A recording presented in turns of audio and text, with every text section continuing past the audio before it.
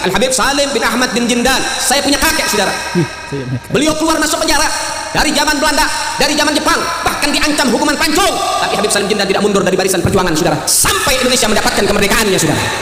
Ada Syarif Hamid Al-Gadri, Sultan kedua di Pontianak, yang saat ini sedang kasus, saudara.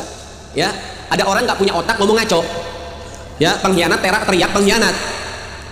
Syarif Hamid Al-Gadri inilah yang merancang dan menggambar yaitu daripada lambang negara Garuda. Yang kedua, saya menolak Sultan Hamid sebagai pahlawan nasional karena pada tahun 1947. Assalamualaikum warahmatullahi wabarakatuh. Alhamdulillahirrabbilalamin. Assalatu wassalamu ala nabiyyina Muhammadin wa ala alihi wa sahbihi ajma'in. Amma ba'du.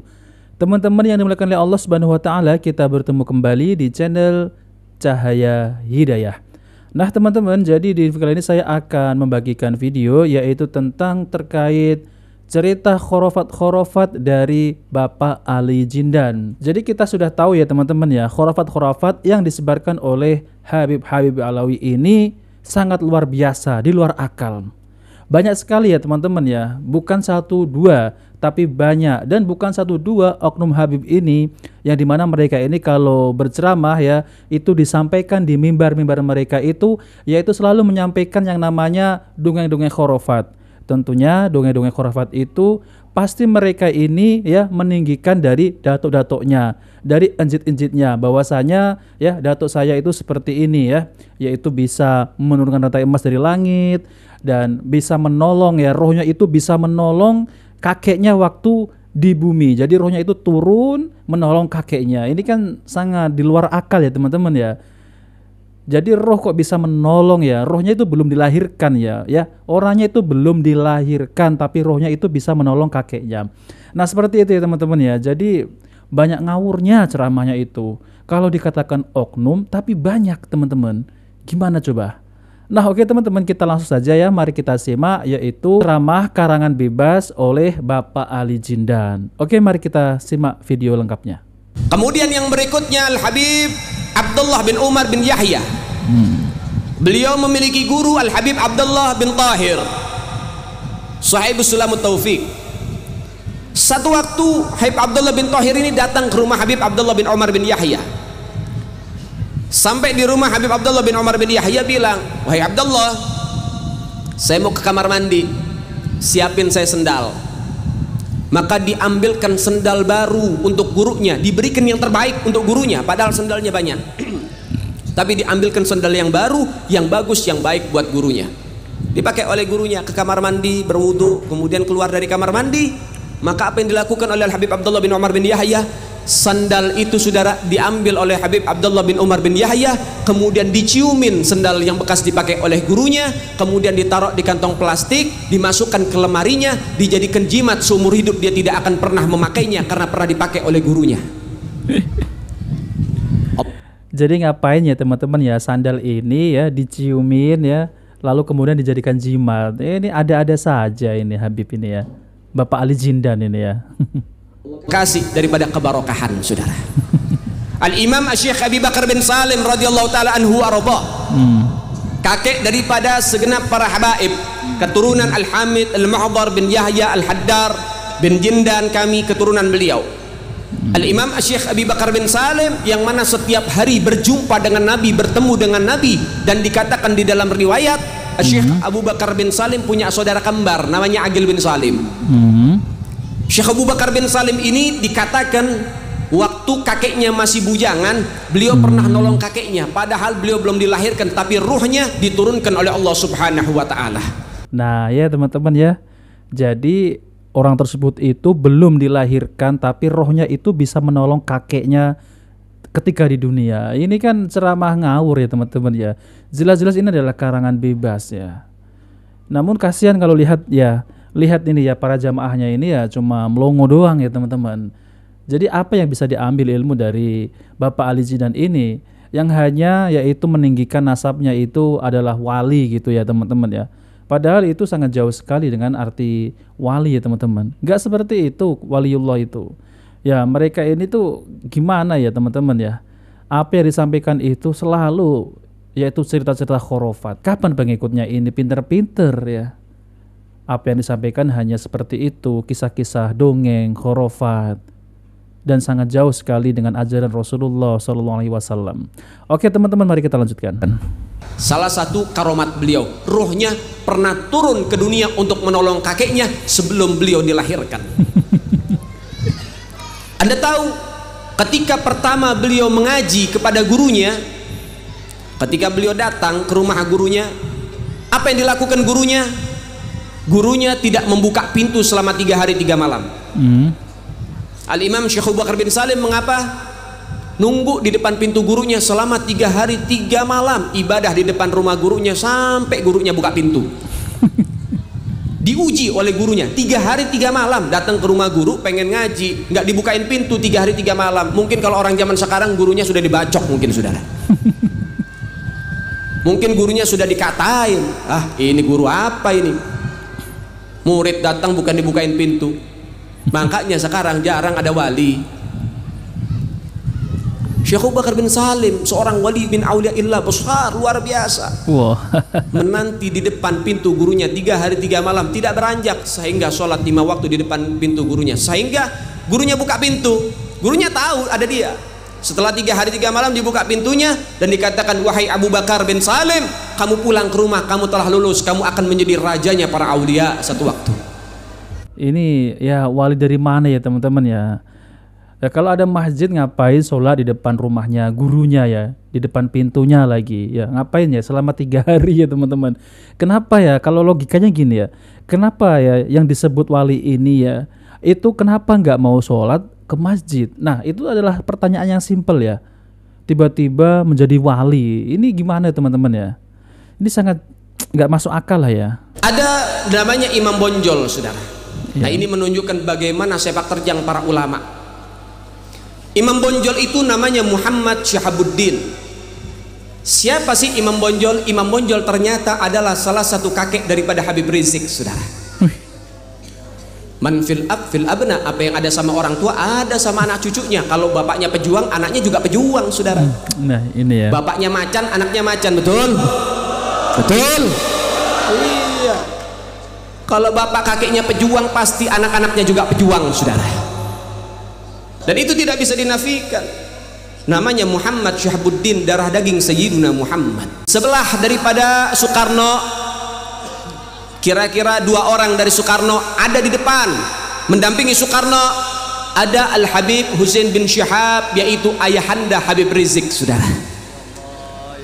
Dan Anda tahu, muridnya Habib Ali Kuitang menyampaikan kepada gurunya pada hari Jumat, selepas sholat Jumat, mengatakan, Habib, Indonesia telah merdeka. Maka Habib Ali Al-Habsyi, beliau mengambil mic dan memberikan daripada informasi dan menyatakan fatwanya.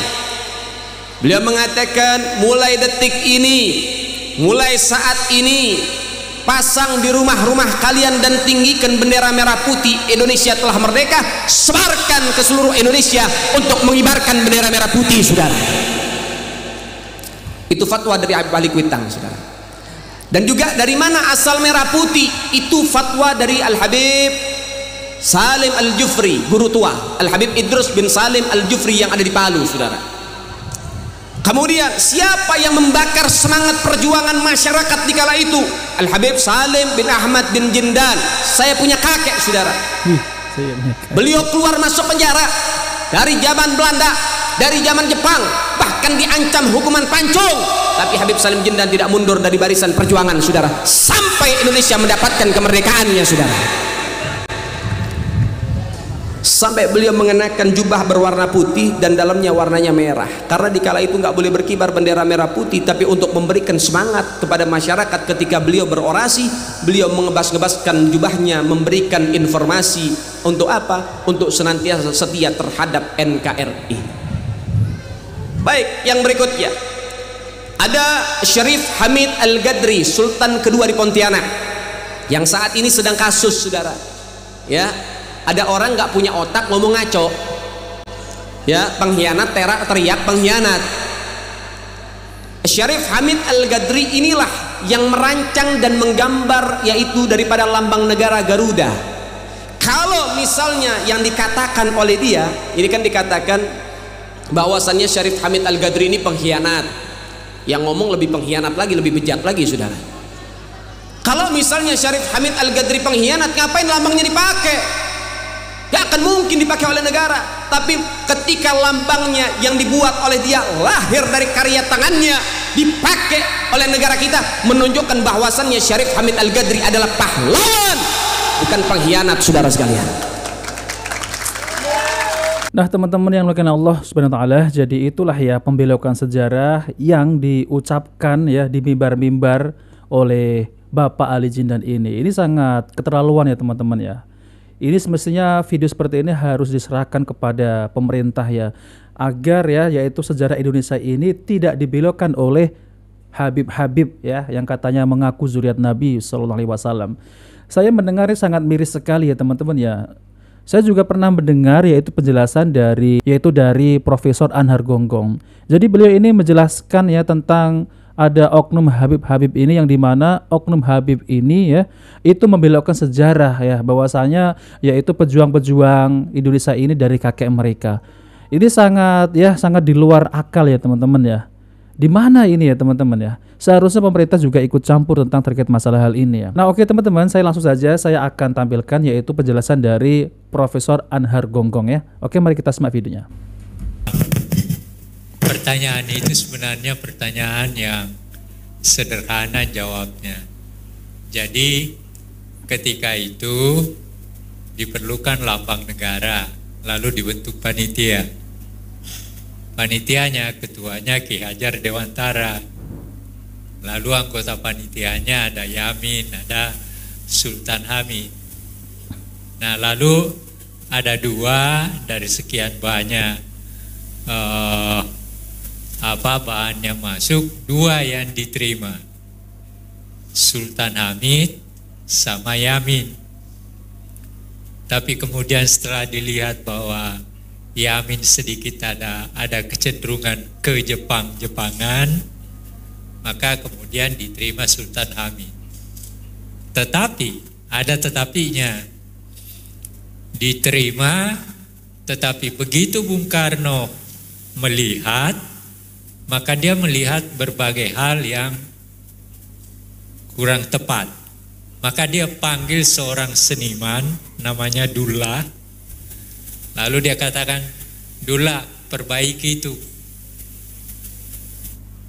Maka diperbaiki. Jadi yang kita lihat sekarang itu bukan asli dari Sultan Hamid, tetapi itu adalah perbaikan dari kehendak Presiden Soekarno yang ditugaskan kepada seorang seniman yang bernama Dullah. Faktanya seperti itu. Itu yang pertama. Yang kedua, saya menolak Sultan Hamid sebagai pahlawan nasional karena pada tahun 1947 pangkatnya dinaikkan dari kolonel menjadi mayor jenderal di negeri Belanda. Pada tahun itu kita diburu-buru oleh Belanda, ditembakin dan sebagainya. Dia tidur di negeri Belanda. Terima kasih, itu jawaban saya. Bendera merah putih? Ya, yang bendera, kenapa benderanya? Maaf. Lambang burung Garuda, bendera merah putih konsep Habib Alikwitang. Enggak benar. Jadi jangan begini, jangan menggunakan sesuatu yang penting bagi negeri kita hanya untuk kepentingan diri kita dan kelompok kita. Terima kasih. Yang ini Prof, izin, benarkah kemerdekaan 17 Agustus itu perintah Habib Alikwitang? Apakah kemerdekaan 17 Agustus? Enggak ada itu. Itu justru antara tanggal 15 sampai tanggal 16 terjadi persoalan di antara pemimpin kita. Itu menyebabkan maka pada tanggal 17 Agustus kemerdekaan itu diadakan. dan itu adalah kemerdekaan bangsa. Belum ada negara. Besoknya baru ada negara, yaitu tanggal 18 Agustus. Seperti itu. Nah, teman-teman yang dimuliakan oleh Allah Subhanahu wa taala, jadi itulah ya penjelasan tentang terkait masalah ada oknum Habib yang membelokkan sejarah Indonesia ini, yaitu diklaim oleh mereka ini ya teman-teman. Ini sangat miris sekali ya teman-teman ya. Kalau saya mendengarkan dari Bapak Ali Jina tadi itu gemes ya. Kenapa ya mereka ini ya memalsukan sejarah ya, membelokkan sejarah. Seharusnya ya teman-teman ya, seharusnya pemerintah ini ikut campur ya. Ini kan sudah namanya pembohongan ya, pemalsuan sejarah. Harusnya ditangkap ya orang semacam itu ya teman-teman. Ini sangat pembodohan ya kepada ya rakyat Indonesia ini. Nanti kalau kedepannya lagi ya anak cucu kita ini ternyata oh Habib ya, ternyata ini yang memerdekakan Indonesia, yang membuat lambang negara, yang membuat bendera merah putih, lalu kemudian yang mempromosikan yaitu kemerdekaan. Ini adalah klaim-klaim palsu dari oknum-oknum Habib teman-teman ya. Bahwasanya lagi itu Imam Bonjol itu dari kakeknya Bapak Rizik Syihab katanya. Jadi Imam Bonjol itu Habib ya, apa Habib Syihabuddin atau apa tadi itu juga mana ada ya teman-teman ya. Ini orang kok suka mengklaim ya, semua diklaim ya, makam-makam juga diklaim. Ini tentang pahlawan negara Indonesia juga diklaim dari golongan mereka. Ini maunya apa ya mereka ya teman-teman ya. Maunya apa coba teman-teman? Ya kita bisa berpikir ya, mau dia apa? Ya kalau nggak mau merebut Indonesia dari tangan-tangan mereka ya teman-teman, nggak akan terjadi ini ya.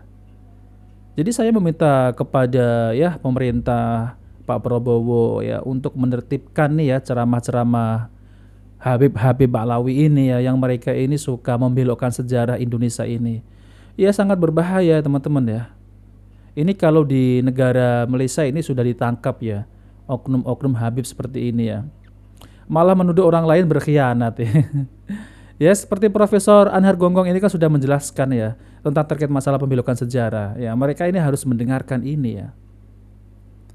Sangat miris sekali ya teman-teman ya. Kok bisa ya sejarah Indonesia ini dibelokkan seakan-akan itu ya milik mereka. Indonesia ini seakan-akan milik mereka ya.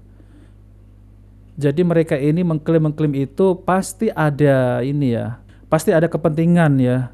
Dari kelompoknya ini pasti ada kepentingan ya. Nggak mungkin nggak ada kepentingan. Nah oke teman-teman, jika video ini bermanfaat jangan lupa like dan subscribe di channel Cahaya Hidayah. Wabillahi taufiq wal hidayah. Wassalamualaikum warahmatullahi wabarakatuh.